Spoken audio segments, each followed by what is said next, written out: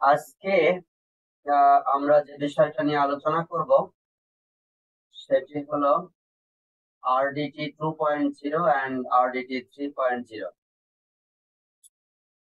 তো খেয়াল করে দেখো যে গতদিন আমরা এই জায়গাটাতে ছিলাম, reliable data transfer RDT, reliable data transfer version 2.0 আমরা আলোচনা করতেছিলাম, এবং কিভাবে যদি একটা প্যাকেট হারিয়ে যায়, ডেটা প্যাকেট, করাপ্টেড প্যাকেট, কিভাবে উদ্ধার করা যায় সেটা সম্পর্কে আমরা পড়েছিলাম। সেটি হলো কি, যে যখনই আমার সেন্ডারের কাছে প্যাকেট আসলো, তখন সে প্যাকেট পাঠাবে, পাঠানোর পরে সে অ্যাকনলেজমেন্ট অথবা নেগেটিভ অ্যাকনলেজমেন্টের জন্য অপেক্ষা করবে।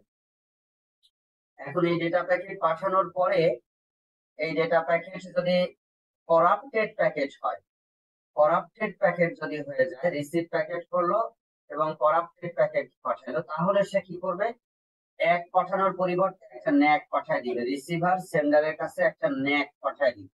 ন্যাক পাঠানো মানে আমি তোমার প্যাকেট কারেক্টলি রিসিভ করতে পারিনি, যে এই যে ন্যাক পাঠাচ্ছে, কারেক্টলি রিসিভ করতে পারিনি, তুমি প্যাকেটটা আমার কাছে আবার পাঠাও।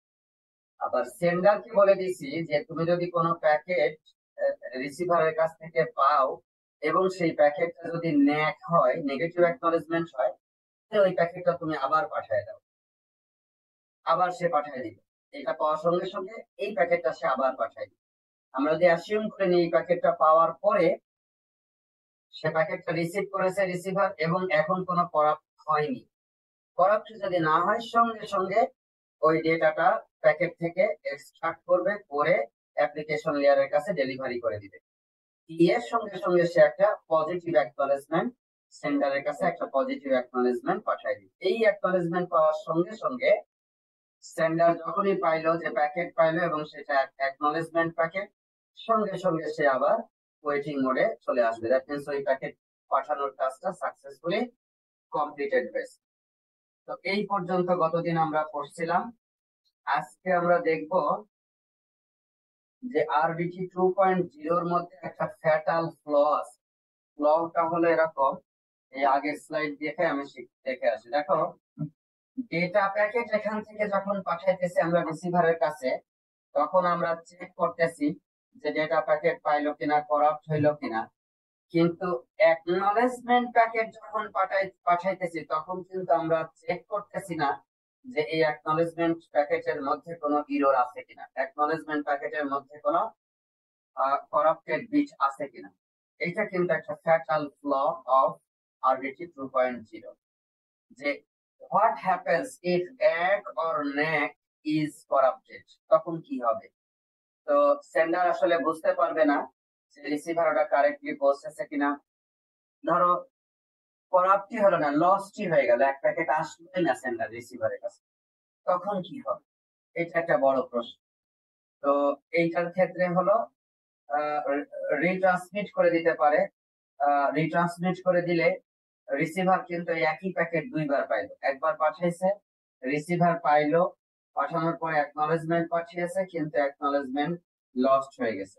কিছুক্ষণ পরে যদি সেন্ডার আবার ওই প্যাকেট পাঠায়, তাহলে এই প্যাকেটের নাম্বার যদি হয় 5, এটা একবার পাঠিয়েছিল, রিসিভার অ্যাকনলেজমেন্ট পাঠাইছিল, অ্যাকনলেজমেন্ট রাস্তায় হারিয়ে গেছে, ওই প্যাকেটটা আবার পাঠাবে। আবার পাঠানোর পরে ফলে যে ঘটনাটা ঘটবে, এই 5 নাম্বার প্যাকেটটা কিন্তু রিসিভারের কাছে ডুপ্লিকেট প্যাকেট হয়ে যাবে। এর আগেও একবার পেয়েছে, এখনো আর একবার পাবে। তাহলে দুইটা জিনিস আমার হ্যান্ডেল করতে হবে। একটা হলো সেন্ডার কিসের উপরে ভিত্তি করে ওই প্যাকেটটা রিট্রান্সমিট করবে, এইটা নির্ধারণ করতে হবে। আরেকটা ঠিক করতে হবে যে রিসিভার যদি এরকম একই প্যাকেট একাধিকবার পায়, তাহলে সে কি করবে। তো এইটা হলো আমাদের ম্যাথোডোলজি, যেটা আমাদের চিন্তা করতে হবে। তো ডুপ্লিকেট প্যাকেট হ্যান্ডলিং এর ক্ষেত্রে সেন্ডার রিট্রান্সমিট করবে একটা সার্টেন টাইম পরে, আমরা একটু পরে গিয়ে দেখবো যে সেটা কিভাবে হ্যান্ডেল করতে হয়। এবং সেন্ডার একটা সিকোয়েন্স নাম্বার প্যাকেটের সাথে দিবে, সো দ্যাট ওই সিকোয়েন্স নাম্বার দিয়ে রিসিভার বুঝতে পারে যে ওই প্যাকেটটা আসলে একটা ডুপ্লিকেট প্যাকেট, এবং সেই ডুপ্লিকেটকে ডিটেক্ট করার সাথে সাথে সে কি করবে? ডিসকার্ড করে দিবে, ওইটা অ্যাকসেপ্ট করবে না, ওইটা সে ডিসকার্ড করে দিবে। তো এই জন্য stop and wait flow control যদি ব্যবহার করি তাহলে একটা প্যাকেট পাঠালো, সেই প্যাকেটের রিসিভার আসবে, তারপরে পাঠাবে। কিন্তু স্টপ এন্ড ওয়েট যদি ফলো না করি তাহলে আমি কিভাবে করে ওই প্যাকেটের নাম্বারিং করবো এবং নাম্বারিং অনুযায়ী কিভাবে ডুপ্লিকেট ডিটেক্ট করব, সেটা আমাদের একটা মেথডোলজি, সেটা আমাদের একটা দেখতে হবে। আমরা প্রথমেই দেখি একটা একটা করে প্রবলেমগুলি সলভ করি। আমরা প্রথমেই দেখি যে এই গার্বেলড এক অথবা ন্যাক, হারিয়ে যাওয়া এক অথবা ন্যাক, অথবা করাপ্টেড এক অথবা ন্যাক, এইটা আমরা কিভাবে হ্যান্ডেল করতে পারি। এটা প্রথম হ্যান্ডেল করা হয়েছে আরডিসি 2.1 এর মধ্যে, এটা ফান্ডামেন্টালি ইম্পর্টেন্ট। এটা দেখো, আগে সেন্ডারের স্টেট ছিল দুইটা। আগে যখন আমরা পড়তেছিলাম তখন একটা সেন্ডারের স্টেট ছিল দুইটা। সেটা হলো সে অ্যাপ্লিকেশন লেয়ার থেকে কোনো প্যাকেট আসার জন্য অপেক্ষা করতো, যখনই প্যাকেট চলে আসতো সেটা পাঠায় দিত, পাঠায় দিয়ে সে ওয়েটিং মোডে থাকতো। আর এখন সে তার স্টেট হবে হলো চারটা। সেটা হলো কি, stop and wait flow control যদি হয় তাহলে প্যাকেট গুলির সিরিয়াল নাম্বার হবে একটা 0 আর একটা হলো 1, একটা সিকোয়েন্স নাম্বার দিবে, একটা 0 আর একটা 1। তো এখন 0 যদি পাঠায়, call wait for call 0 from above, যদি 0 পায় তাহলে 0 সে পাঠায় দিবে, পাঠায় দিয়ে 0 1 এর জন্য অপেক্ষা করবে, 0 যে 1 অথবা ন্যাক তার জন্য অপেক্ষা করবে। এবং এখন ডেটা পাঠানোর সাথে সাথে চেকসাম পাঠাচ্ছে, সেটা আগেও পাঠিয়েছিল। এবং কি করবে, এই সিকোয়েন্স নাম্বার একটা পাঠিয়ে দিচ্ছে, সেটা হলো কত, 0 নাম্বার সিকোয়েন্স নাম্বার। খেয়াল করে দেখো, আগে যখন আমরা ডেটা পাঠাইছিলাম তখন শুধু ডেটা পাঠিয়েছি আর চেকসাম পাঠিয়েছি, কোনো সিকোয়েন্স নাম্বার পাঠাইনি। এখন কিন্তু আমরা কি করতেছি, ডেটা পাঠানোর সাথে সাথে একটা সিকোয়েন্স নাম্বার আমরা পাঠিয়ে দিলাম, যে 0 নাম্বার সিকোয়েন্সের প্যাকেট গেল। এখন 0 নাম্বারের অ্যাকনোলেজমেন্টের জন্য সে অপেক্ষা করতেছে। যদি সে প্যাকেট পায় এবং কোনো করাপ্ট না হয় এবং এক প্যাকেট যেটার জন্য অপেক্ষা করতেছে সেটাই সে পেয়ে যায়, সঙ্গে সঙ্গে সে এখন আবার ওয়েটিং মোডে চলে যাবে। এইটার মতোই ওয়েটিং মোডে চলে যাবে। এইটা যে স্টেটে ছিল এটাও সেই স্টেট, কিন্তু এইখানে প্যাকেট পাঠানোর সময় তার সিকোয়েন্স নাম্বার দিয়েছে 0, আর এইখানে প্যাকেট পাঠানোর সময় তার সিকোয়েন্স নাম্বার দিবে এখন কত, 1। তাহলে পরে দেখো, গুড স্টেট আগে আমরা চিন্তা করে নিই, যে 1 প্যাকেট দিলে নতুন একটা প্যাকেট আসলো, আমরা ধরলাম অ্যাপ্লিকেশন লেয়ার থেকে, সঙ্গে সঙ্গে আবার নতুন একটা প্যাকেট ক্রিয়েট করবে, সেকশন দিবে, ডেটা দিবে, কিন্তু সিকোয়েন্স নাম্বার হিসেবে এখন দিবে কত, 1, দিয়ে ওই প্যাকেটটা পাঠিয়ে দিবে। এবং একইভাবে এখানে ওয়েট করবে, এখানে যেরকম এই দুইটা হলো সিমিলার, আবার এই দুইটা হলো সিমিলার, এই দুইটা হলো সিমিলার আর এই দুইটা হলো সিমিলার, এখানেও আবার একই রকম ভাবে ওয়েট করবে। এখন আবার 1 অথবা ন্যাকের জন্য ওয়েট করবে, কিন্তু 0-র জন্য না, ওই সিকোয়েন্স নাম্বার 1 এর জন্য এখন সে অপেক্ষা করবে। অপেক্ষা করার পরে এই সে পেয়ে যায়, ওই পার্টিকুলার প্যাকেট পায়, করাপ্টেড না হয়, এবং এটা যদি অ্যাকনোলেজমেন্ট প্যাকেট হয় তাহলে হলো সে কি করবে, রিসিভ করে নিবে। এই হলো তোমার গুড স্টেট। গুড স্টেট গুলি আমরা বর্ণনা করলাম, যে কি, সে একটা 0 প্যাকেট সিকোয়েন্স নাম্বার পাবে, সেই প্যাকেটটা পাঠিয়ে দিবে, তারপরে অপেক্ষা করবে তার অ্যাকনলেজমেন্টের জন্য, পেয়ে গেলে তারপরে অপেক্ষা করবে 1 নাম্বারের জন্য, 1 নাম্বার প্যাকেট আসলে পরে সেটা পাঠিয়ে দিয়ে আবার 1 অথবা ন্যাকের জন্য অপেক্ষা করবে। এইটা চলে আসলে আবার 0তম প্যাকেটের জন্য, সিকোয়েন্সের নেক্সট প্যাকেটের জন্য সে অপেক্ষা করবে। যদি পাইপলাইনে অনেক প্যাকেট থাকে তাহলে একটা পর একটা আছে, একবার 0 পাঠাবে, একবার 1 পাঠাবে, একবার 0 পাঠাবে, একবার 1 পাঠাবে, এইভাবে করে সে পাঠাবে। এটা হলো গুড স্টেট গেল। দেখো এখন এটা রিসিভ করলো, কিন্তু রিসিভ করলো প্যাকেট, কিন্তু এটা করাপ্টেড প্যাকেট রিসিভ করছে, অথবা এক রিসিভ করে নাই, ন্যাক রিসিভ করছে, নেগেটিভ অ্যাকনলেজমেন্ট রিসিভ করছে, নেগেটিভ অ্যাকনলেজমেন্ট রিসিভ করছে। যদি নেগেটিভ অ্যাকনলেজমেন্ট রিসিভ করে থাকে তাহলে পরে কিন্তু ওই প্যাকেটটা আবার সে কি করবে, সেন্ড করে দিবে।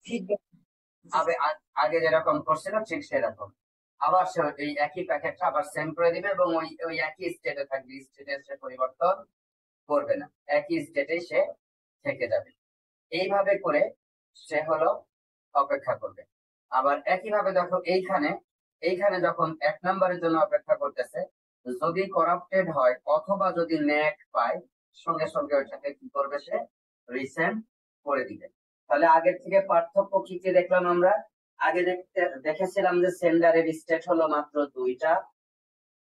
সে একটা প্যাকেট পাঠাইতো, প্যাকেট পাঠানোর পরে সে অ্যাকনলেজমেন্ট এবং অথবা নেগেটিভ অ্যাকনলেজমেন্টের জন্য অপেক্ষা করত। আগের বারে আমরা ধরেছিলাম যে ডেটা প্যাকেট করাপ্টেড হতে পারে এবং আমরা ধরে নিয়েছিলাম যে এক প্যাকেট কারেক্টলি আসবে, কিন্তু সেটা আসলে সকল ক্ষেত্রে সত্য না। এবং সেই ক্ষেত্রে যদি কারেক্টলি না আসে, সেক্ষেত্রে আমাদের কি করতে হবে, এটা রিসিভ করতে হবে, রিসিভ করে চেক করতে হবে যে অ্যাকনলেজমেন্ট প্যাকেট করাপ্টেড কি করাপ্টেড না। যদি করাপ্টেড হয় তাহলে ওটা আমরা রিসেন্ড করে দিব, আবার এটার মাধ্যমে লেখা আছে। আর যদি করাপ্টেড না হয়, কারেক্টলি যদি এক রিসিভ করি, তাহলে আমি পরের প্যাকেটটা সেন্ড করার জন্য উদ্যত হব। The same is true for this one. এইভাবে করে আমরা সেন্ডারের যে মেথডোলজি সেটা আমরা ইমপ্লিমেন্ট করতে পারি। এখন দেখো এই আরডিটি 2.1 এ রিসিভারের বিহেভিয়ারেও কিছুটা পরিবর্তন আসবে, বাট আগের মতোই রিসিভার কিন্তু 4টা স্টেটে থাকবে না, রিসিভার 2টা স্টেটে থাকবে। সেটা কি? রিসিভার আগে আগে ছিল রিসিভার কিসে? আগে আগে রিসিভারের কি ছিল? রিসিভারের ছিল কিন্তু একটাই স্টেট, যে সে wait for call from below, নিচে থেকে আসে। যদি সে করাপ্টেড প্যাকেট পায় তাহলে ন্যাক পাঠায় দিয়ে বসে থাকে, আর যদি করাপ্টেড প্যাকেট না পায় তাহলে সে এক পাঠায় দেয়, একটাই মাত্র স্টেট। এখন এইখানে রিসিভারের স্টেট লাগবে হলো আমার দুইটা। এখন রিসিভারের স্টেট লাগবে হলো আমার দুইটা। সেটা কি? 0 পাইলে এক রকমের বিহেভিয়ার করবে, 1 পাইলে আর এক রকমের বিহেভিয়ার করবে। যদি 0 পায় যদি, তাহলে এই 0 পাওয়ার পরে সে কি করবে, চেক করবে, প্যাকেটটা পাইলো, প্যাকেটটা চেক করবে। এটা যদি নট করাপ্টেড প্যাকেট পায় এবং সিকোয়েন্স নাম্বার 0-র জন্য অপেক্ষা করতেছিল, সে যদি 0 প্যাকেটই পায়, তাহলে সে প্যাকেটটা এক্সট্রাক্ট করে অ্যাপ্লিকেশন লেয়ারের কাছে ডেলিভারি করে একটা অ্যাকনলেজমেন্ট পাঠিয়ে দিবে, একটা অ্যাকনলেজমেন্ট ক্রিয়েট করবে, ক্রিয়েট করে ওই অ্যাকনলেজমেন্টটা পাঠিয়ে দিবে। এখন মজার ব্যাপার দেখো, এখন অ্যাকনলেজমেন্ট পাঠানোর জন্য সে কিন্তু কি করতেছে, চেকসাম ব্যবহার করতেছে। কেন? ওই চেকসাম আবার সেন্ডার ব্যবহার করবে যে ওই প্যাকেট অ্যাকনলেজমেন্ট প্যাকেটটা কি করাপ্টেড নাকি করাপ্টেড না। তাহলে অ্যাকনলেজমেন্ট প্যাকেট পাঠানোর জন্য কিন্তু এখন তার চেকসাম লাগবে। একইভাবে এটা যদি হয়ে যায় তাহলে তার স্টেট চেঞ্জ করে 0 থেকে সে 1 এ চলে আসবে। এখন 1 এও একই রকম ভাবে যদি নট করাপ্টেড হয় এবং যদি সিকোয়েন্স নাম্বার 1ই হয়, তাহলে ওই একই ঘটনা ঘটাবে। সে প্যাকেটটা এক্সট্রাক্ট করবে, ডেটা ডেলিভারি করে দিবে, একটা অ্যাকনলেজমেন্ট তৈরি করবে এবং প্যাকেটটা পাঠিয়ে দিবে। এখানে যে জিনিস আমরা লিখেছি একদম হুবহু কপি হলো এইখানে। কিন্তু যদি 0 স্টেটে থাকুক অথবা 1 স্টেটে থাকুক, কারেক্টলি রিসিভ না হয়, নট করাপ্টেড পরিবর্তে যদি করাপ্টেড হয় এবং সিকোয়েন্স নাম্বার 0 না হয়ে যদি 1 হয়, তাহলে কি ঘটনা ঘটবে? এই যে দেখ, করাপ্টেড হয়েছে, তাহলে সঙ্গে সঙ্গে সে কি করবে, সঙ্গে সঙ্গে ওই প্যাকেটটা আবার পাঠায় দিবে, ওই প্যাকেটটা আবার পাঠিয়ে দিবে এবং ওই একই স্টেটে অপেক্ষা করবে। এবং করাপ্টেড হয়নি কিন্তু অপেক্ষা করতেছিল সিকোয়েন্স নাম্বার 1 এর জন্য, কিন্তু সে পেয়েছে হলো সিকোয়েন্স নাম্বার 0, তাহলেও সে রিসেন্ড করে দিবে। আবার দেখো এখানে একই রকম, এইটার ইমেজ, এখানে করাপ্টেড হয়নি কিন্তু সিকোয়েন্স নাম্বার অপেক্ষা করতেছিল 0-র জন্য, আসছে 1, তাহলে সঙ্গে সঙ্গে আবার রিসেন্ড করে দিবে। ঠিক একই রকম ভাবে এইটার মতো করাপ্টেড হয়ে গেছে, ওই জন্য 1 না পাঠায় এখন সে ন্যাক পাঠায় দিবে। এই দুইটা হলো সিমিলার, সেম জিনিস, এই দুইটা হলো সিমিলার। আর আগে তো আমি দেখেছি এই দুইটাও সিমিলার। তাহলে এই রকমের একটা মেথডোলজির মাধ্যমে রিসিভার সেন্ডারকে অ্যাপ্রোপ্রিয়েট মেসেজ দিতে পারবে যে সে ডেটা প্যাকেটটা কারেক্টলি রিসিভ করেছে নাকি করে নাই, সে 0-র জন্য অপেক্ষা করতেছিল, 0-ই পেয়েছে নাকি 1 পেয়েছে। এই বিষয়টা অত্যন্ত গুরুত্বপূর্ণ। কেন?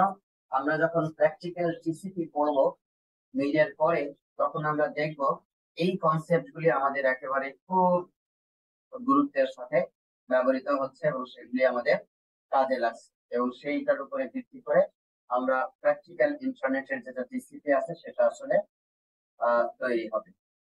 এখন RDT1 কে যদি একটু আমরা রিভিজিট করি, স্ট্যান্ডার্ডের ওখানে একটা সিকোয়েন্স নাম্বার অ্যাড করা হয়েছে, একটা 0 আর একটা হলো 1, এবং দুইটা সিকোয়েন্স নাম্বারই এখানে যথেষ্ট ছিল, কারণ এখানে আমরা stop and wait flow control তৈরি করেছি, ইমপ্লিমেন্ট করেছি, এবং সেখানে এক এবং ন্যাকের কারেক্টলি রিসিভ হয়েছে কিনা সেটা আমরা চেক করেছি, এবং আমরা স্টেট একাধিক ডাবল করে ফেলেছি।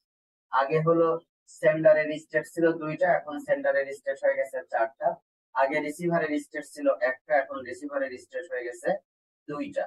নাম্বার অফ স্টেটস আমরা ডাবল করে ফেলেছি, এবং এক্স্যাক্টলি কোন প্যাকেট রিসিভ করার জন্য সে প্রস্তুত আছে সেটি সে রিসিভ করেছে কিনা সেটি নির্ধারণ করেছি, এবং সে অনুযায়ী প্যাকেট আমরা রিসিভ করেছি।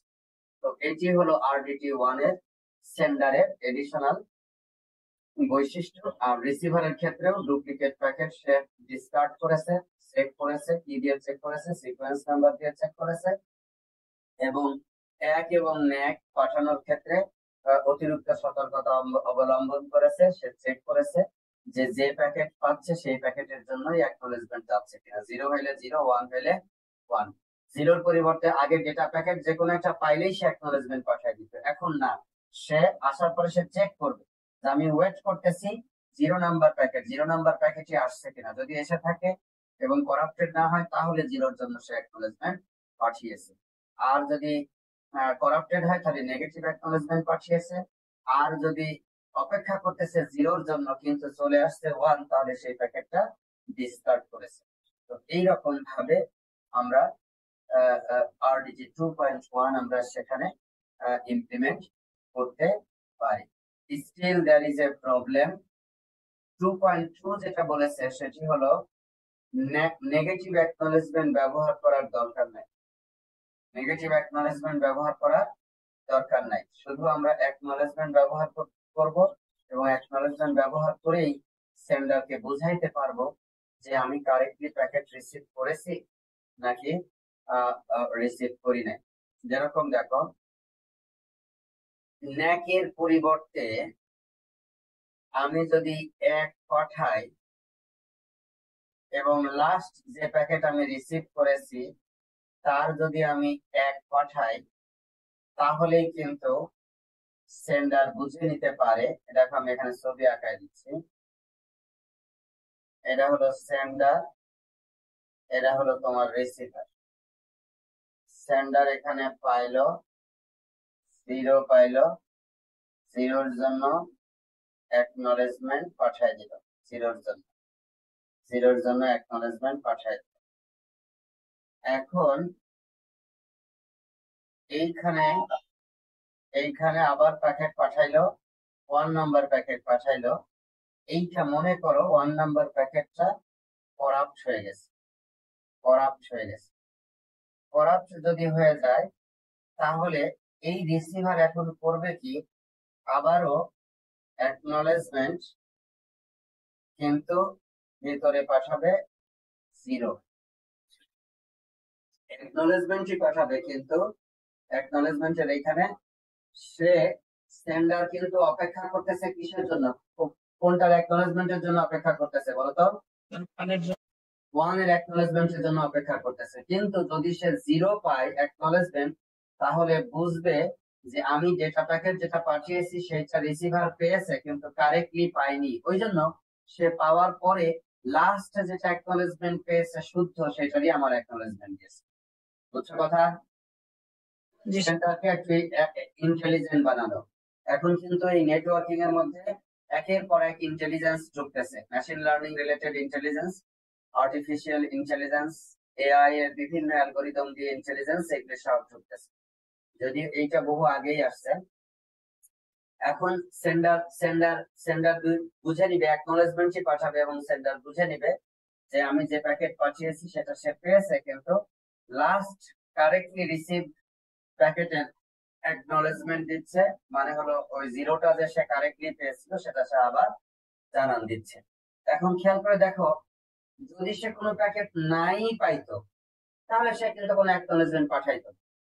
অ্যাকনোলেজমেন্ট যেহেতু পাঠাচ্ছে এবং লাস্ট নন গুড প্যাকেটের রিসিপশনের জন্য অ্যাকনোলেজমেন্ট পাঠাচ্ছে, এটার অর্থ হলো সেন্ডার বুঝে নিবে আমি এই মাত্র যে ডেটা প্যাকেট 1 পাঠিয়েছি সেটা রিসিভার পেয়েছে কিন্তু করাপ্টেড হয়েছে, কারেক্টলি রিসিভ করতে পারে নাই, এই কারণে আমাকে সে 0 দিয়ে এটি পাঠিয়েছে। So this is how we can make it. I believe NAC3 প্রোটোকলটা তোমরা বুঝতে পেরেছো এবং আমরা দেখবো যে টিসিপি হলো এই NAC3 প্রোটোকলটা আসলে ব্যবহার করে। গুড।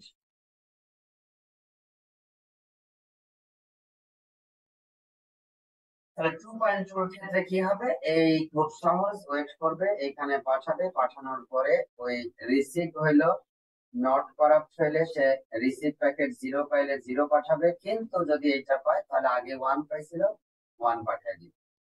ওই ওই ওই ওই ওই 1 যে 0 এর জন্য অপেক্ষা করতেছিল এই টাকাটা সে প্যাকেটটা তখন পাশে। রিসিভারের জন্য একই রকম ভাবে সে হলো সিকোয়েন্স নাম্বার দিয়ে কন্ট্রোল করবে যে কিভাবে সে সেন্ডারকে বোঝাবে যে তুমি কারেন্টলি যে প্যাকেটটা পাঠিয়েছো সেটা আমি কারেক্টলি রিসিভ করতে পারিনি।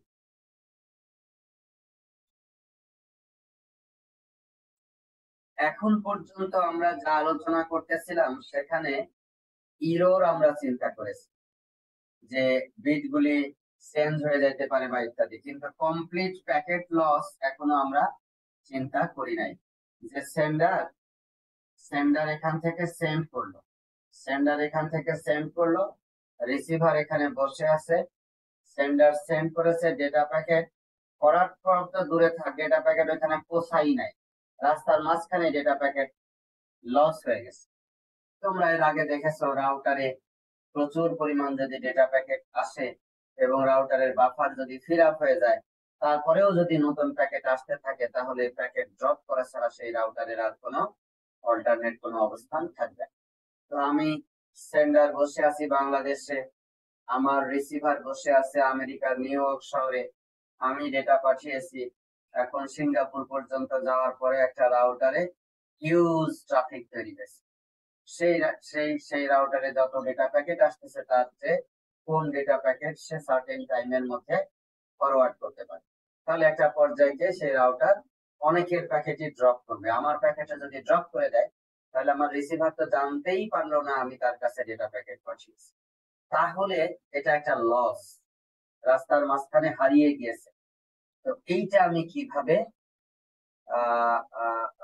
উদ্ধার করব, এটা উদ্ধার করার নিয়ম হলো RDT 3.0 যেটা বলছে সেটা হলো এই সেন্ডার একটা ডেটা প্যাকেট ট্রান্সফার করার পরে, সেন্ড করার পরে সে একটা টাইমার ডিক্লেয়ার করবে, সে কি করবে, একটা টাইমার ডিক্লেয়ার করবে এবং একটা সার্টেন টাইম পর্যন্ত অ্যাকনলেজমেন্টের জন্য ওয়েট করবে। আমরা এটাকে বলি টাইম আউট পিরিয়ড। এই টাইম আউট পিরিয়ড পর্যন্ত সে অপেক্ষা করবে, অপেক্ষা করে যদি রিসিভারের কাছ থেকে কোনো অ্যাকনলেজমেন্ট না আসে তাহলে সে অ্যাজিউম করে নিবে যে ওই প্যাকেটটা রাস্তার মাঝখানে লস্ট হয়েছে এবং সেই প্যাকেটটা তখন সে কি করবে, রিসেন্ড করে দিবে, ওই প্যাকেটটা তখন সে কি করে দিবে, রিসেন্ড করে দিবে।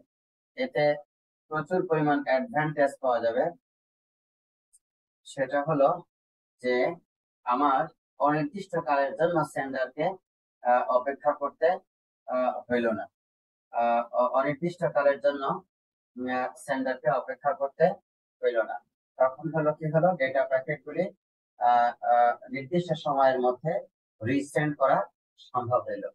সো রিট্রান্সমিশন করবে হলো এইটার উপরে ভিত্তি করে যে আমরা যদি শুনতে না পাই, যেরকম আমরা মানুষ যেরকম যদি আমরা কথা বলি কাউকে ডাকি সে যদি একবারে শুনতে না পায় তাহলে আবার বলি, তোমরা ছাত্ররা যেরকম ক্লাসে আমরা টিচাররা যখন কোনো কিছু এক্সপ্লেইন করি শুনতে ঠিক মতো না পাও অথবা শুনেছো কিন্তু বুঝতে না পারো, তাহলে আবার তোমরা প্রশ্ন করো যে স্যার এই জিনিসটা যদি আর একবার বলেন, অথবা স্যার আপনার এইটা বলেছেন ধরতে পেরেছি, এটা বলেছেন ধরতে পেরেছি, কিন্তু এই তথ্যটা যেটা শেয়ার করেছেন সেটা বুঝতে পারি নাই। তো ওই ধরনের জায়গাগুলিকে যদি আমরা হ্যান্ডেল করতে পারি, so that will be significantly important for communication in between the sender and receiver again. Similarly, নেটওয়ার্কের ক্ষেত্রেও ডেটা পাঠানোর পরে, সেন্ডার ডেটা পাঠানোর পরে রিসিভার যদি কোনো কারণে বুঝতে না পারে বা ওইটা না পায়, তাহলে সেন্ডার আবার সে কি করবে, কমিউনিকেট করবে। এখানে দেখো সেন্ডার কিন্তু পাঠানোর পরে সে অপেক্ষা করতেছে যে রিসিভার পেয়েছে কিনা। যদি রিসিভার পেয়ে থাকে তাহলে তো সে অ্যাকনলেজমেন্ট পাবে, আর অ্যাকনলেজমেন্ট যদি না পায় তাহলে একটা সার্টেন টাইম পর্যন্ত সে অপেক্ষা করার পরে, এটাকে আমরা বলি টাইম আউট পিরিয়ড। এই টাইম আউট পিরিয়ড যখন পার হয়ে যাবে তখন সেই প্যাকেটটা আবার রিসেন্ড করবে। তো সেটাই হলো আরডিটি 3.0 একটা নতুন এটাকে বলা হচ্ছে reasonable amount of time. Reasonable শব্দটা খুব গুরুত্বপূর্ণ এখানে। এই রিজনেবল অ্যামাউন্ট অফ টাইম কত হবে সেটা বের করার জন্য হিউজ রিসার্চ হয়েছে, এবং এর উপরে অনেক পিএইচডি ডিগ্রি অ্যাওয়ার্ডেড হয়েছে। এবং আজকে থেকে প্রায় ধরো 31 বছর আগে professor Sally Freud from university of California Los Angeles, UCL এর সংক্ষেপে নাম, সেইখানকার একজন professor, I met with him in 2008 in Las Vegas convention centre in a conference CCNC. তার সাথে মিট হয়েছিল। তো তার এই যে ডেভেলপমেন্ট সেটি কিন্তু অভাবনীয় একটা ডেভেলপমেন্ট, এবং সেটির মাধ্যমে এখনো পর্যন্ত ইন্টারনেটে এই এই এই ডেটা কমিউনিকেশন যে এস্টাবলিশ করা হয়েছে সেটি একটা সার্টেন অ্যামাউন্ট অফ টাইম পর্যন্ত অপেক্ষা করা হয়, এবং ম্যাথমেটিক্যালি ক্যালকুলেট করা হয়েছে যে এই পরিমাণ টাইম সেখানে দিলে পরে সেটা রিজনেবল টাইম বলে পরিগণিত হবে। সেটাও আমরা একটু পরেই দেখব। যদি আমরা অনেক বেশি দেরি করি তাহলে দেখো আমাদের ব্যান্ডউইথ ইউটিলাইজেশন খারাপ হবে। আবার যদি খুব দ্রুত আমরা ট্রান্সমিশন করি, প্যাকেট পাঠাইলাম, অল্প সময় পরেই মনে করতেছি যে প্যাকেট আমার রিসিভার পাইনি, আবার আমি পাঠাই দিলাম, তাহলে রিসিভার কিন্তু ডুপ্লিকেট প্যাকেট রিসিভ করতে পারে। তাহলে খুব ফাস্টও পাঠানো যাবে না, আবার খুব ডিলেও করা যাবে না। তাহলে আমাকে কি করতে হবে, একটা রিজনেবল অ্যামাউন্ট অফ টাইম আমাকে কি করতে হবে, গণনা করতে হবে, সো দ্যাট সেই পর্যন্ত অপেক্ষা করে তারপরে আমরা পাঠাইতে পারি। তো সেইটা আমরা দেখবো একটু পরে যে কিভাবে ক্যালকুলেট করা হয়। তো এই ক্ষেত্রে দেখো নিয়মটা কি, নিয়মটা হলো 0 পাঠাইলো, 0-র জন্য সে অপেক্ষা করতেছে, আবার 1 পাঠাইলো, 1 এর জন্য সে অপেক্ষা করতেছে, এবং এইভাবে সে একটা টাইমার স্টার্ট করে, আগের ঘটনা যা যা ঘটিয়েছে সব থাকবে, তার সাথে একটা টাইমার স্টার্ট করে দিবে। এখন টাইমার যদি ওর মধ্যে যদি প্যাকেট সে পেয়ে যায় তাহলে টাইমারটা সাথে সাথে স্টপ করে দিবে। গুড কন্ডিশন গুলি আগে দেখাচ্ছি। আবার ধরো এখানে পাইলো, নতুন প্যাকেট আসলো, সেই প্যাকেট ক্রিয়েট করে পাঠাই দিবে, আবার নতুন টাইমার স্টার্ট করবে। আবার এখান থেকে পাইলো, কারেক্টলি পাইলো, সেই টাইমার স্টপ করে দিবে। তার মানে একটা করে প্যাকেট পাঠাবে, প্যাকেট এর অ্যাকনলেজমেন্ট চলে আসবে, ওই টাইমারটা বন্ধ করে দিবে। আবার আর একটা প্যাকেট পাঠাবে, টাইমার স্টার্ট করবে, ওই প্যাকেটের অ্যাকনলেজমেন্ট চলে আসলে টাইমার বন্ধ করে দিবে। তার মানে টিসিপি সেন্ডার একটাই মাত্র টাইমার মেনটেন করে। প্যাকেট 2, 3, 5, 7, 10টা যাই পাঠাক না কেন, একটা সার্টেন টাইমে টাইমার একটাই মেনটেন করবে। টাইমার পাঠাবে, কি বলে, প্যাকেট পাঠাবে, টাইমার স্টার্ট করবে, অ্যাকনলেজমেন্ট আসার পরে টাইমারটা বন্ধ করে দিবে। এখন নেগেটিভটা চিন্তা করি, যে প্যাকেট গেছে কিন্তু কারেক্টলি রিসিভ হয় নাই, টাইম আউট হয়ে গেছে, ওই টাইম আউট হয়ে গেছে। টাইম আউট যদি হয়ে যায় সাথে সাথে ওই প্যাকেটটা রিসেন্ড করবে, করে টাইমারটা আবার স্টার্ট করে দিবে, আগের টাইমারটা বন্ধ করে দিয়ে নতুন টাইমার আবার স্টার্ট করবে। আর যদি করাপ্টেড হয় তাহলে আগে যা ছিল, যে ঘটনা ঘটিয়েছিল, আগে যা ঘটনা ঘটছিল প্যাকেটটা রিসেন্ড করবে, একই ঘটনা আবার ঘটাবে। সেম ইজ হিয়ার, ওই ঘটনা ঘটবে এখানে এবং এখানেও তাই। যদি টাইম আউট হয়ে যায় তাহলে প্যাকেটটা আবার পাঠাবে। আর এই ঘটনা আর এই ঘটনা হলো সেম।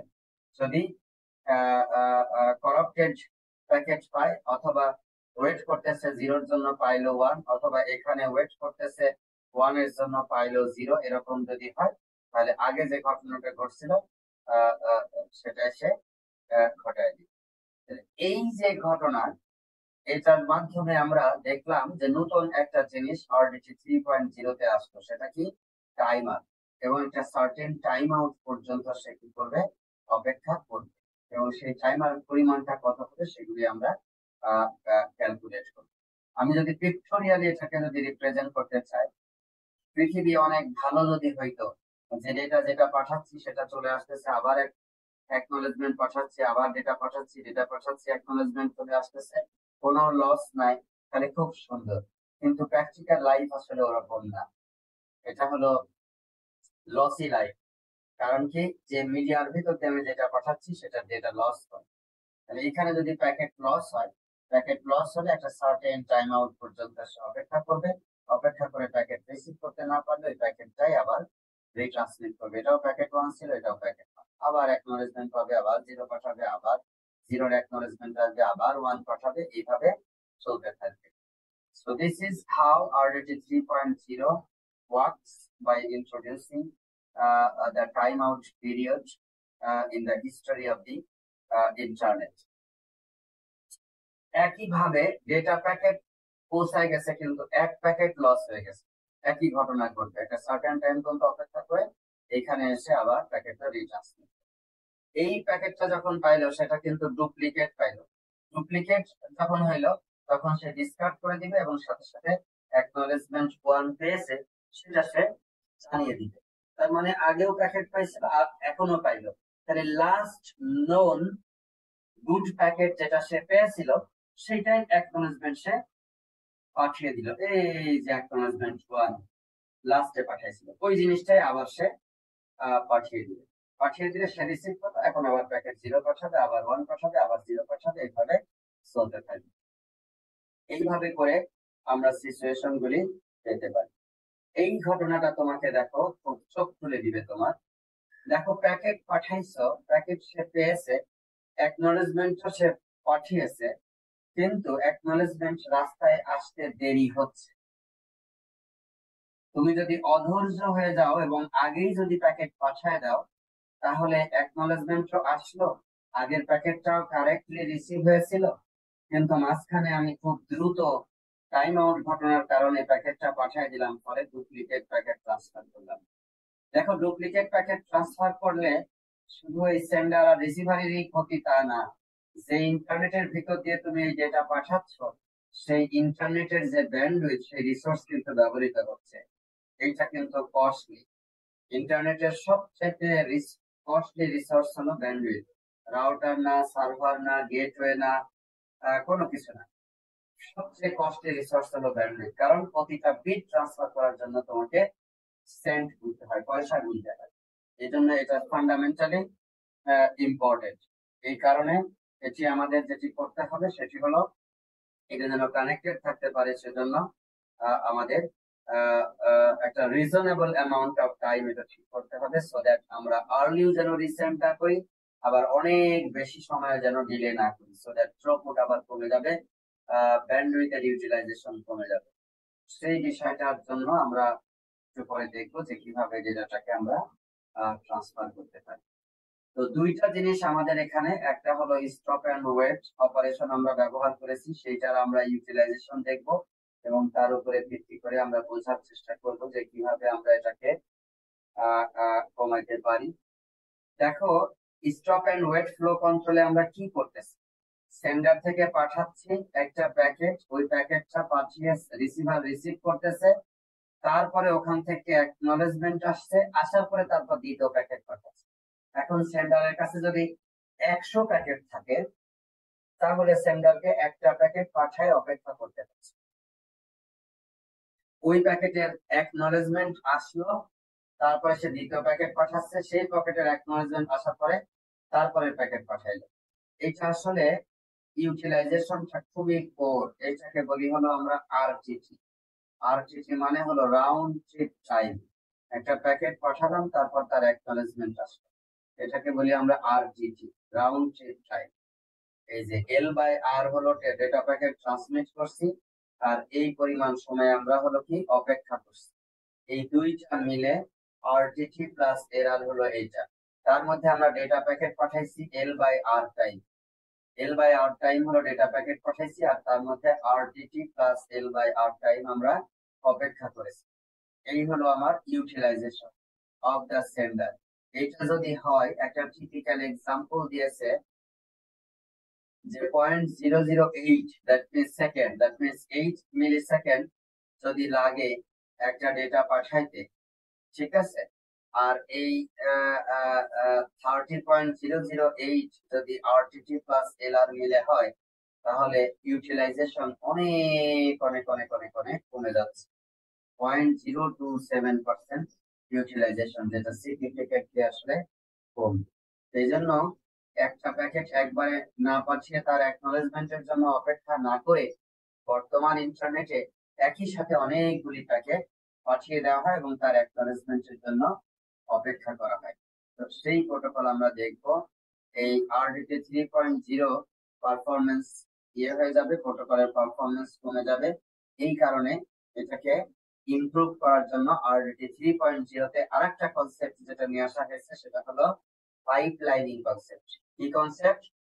Pipelining concept. পাইপলাইনিং কনসেপ্টের মধ্যে যেটা করা হয়েছে সেটা হলো, এখানে দেখো stop and wait flow control, একটা করে ডেটা প্যাকেট পাঠানো হচ্ছে। এই ম্যাপটা দেখো, আমেরিকার ম্যাপ, একদম ওয়েস্ট সাইড থেকে ইস্ট সাইডের কোন যদি সাইডে আমরা ডেটা পাঠাই, একটা প্যাকেট পাঠাইতেছি, ওই প্যাকেটের পুরো অ্যাকনলেজমেন্ট আসার পরে তারপরে ডেটা প্যাকেট পাঠাবো, এটা প্রচুর পরিমাণ ওয়েটিং টাইম তৈরি করতেছে। এবং এখানে পরিবর্তে যদি আমরা এরকম পাঠাই যে পাঠাচ্ছি যেখানে সেখানে প্রচুর প্যাকেট পর পর পর পর পাঠিয়ে দিব, রিসিভার বেটা পাবে, একদিক থেকে পাইতে থাকবে, একদিক থেকে অ্যাকনলেজমেন্ট পাঠাইতে থাকবে, একদিক থেকে পাইতে থাকবে, একদিক থেকে অ্যাকনলেজমেন্ট পাঠাইতে থাকবে। তাহলে পাইপ লাইনিং এর পর পর পর পর অনেকগুলি প্যাকেট পাঠাচ্ছে, একদিক থেকে পাইতেছে আর একদিক থেকে সে উঠাই দিচ্ছে। তাহলে এইভাবে করে সে কি করতে পারবে? কন্টিনিউয়াসলি ডেটা পাঠাইতে পারবে এবং সেই ডেটা রিসিপশনের পরে আমাকে সে অ্যাকনলেজমেন্ট দিতে পারবে। এবং পাইপলাইনিং করলে পরে সিগনিফিকেন্ট ইউটিলাইজেশন ইনক্রিজ করা সম্ভব। এই দেখো, একটার পরিবর্তে যদি শুধু আমি 3টা প্যাকেট পাঠাই পর পর এবং সেখান থেকে যদি অ্যাকনলেজমেন্ট রিসিভ করি এবং তার জন্য যদি আমি ইউটিলাইজেশন হিসাব করি, তাহলে ওই একই সময়ের মধ্যে আমি 3টা এল বাই আর পাঠাইতে পারতেছি বাই আরটিটি বাই এলআর। তাহলে দেখো 0.00081 হয়ে গেছে, আগে যেটা 27 ছিল সেটা 81 হয়ে গেছে। তাহলে সহজেই তোমার কাছে অনুমেয় যে এটা 3টা প্যাকেট পাঠানোর কারণে ইউটিলাইজেশন 3 টাইমস বেড়ে গেছে।